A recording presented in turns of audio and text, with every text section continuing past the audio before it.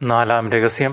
പരിശുദ്ധ ദൈവമാതാവ് 40-ാം ദിവസം ഉണ്ണീശോയെ ദേവാലയത്തിൽ ശിമിയോന്റെ കരങ്ങളിൽ ദൈവത്തിന് സമർപ്പിച്ചു എന്നതിന്മേൽ നമുക്ക് ധ്യാനിക്കാം.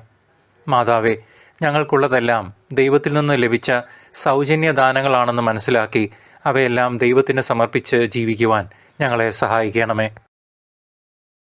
സ്വർഗസ്ഥനായ ഞങ്ങളുടെ പിതാവേ, അങ്ങയുടെ നാമം പൂജിതമാകണമേ. അങ്ങയുടെ രാജ്യം വരണമേ. അങ്ങയുടെ തിരുമനസ് സ്വർഗത്തിലെ പോലെ ഭൂമിയിലുമാകണമേ.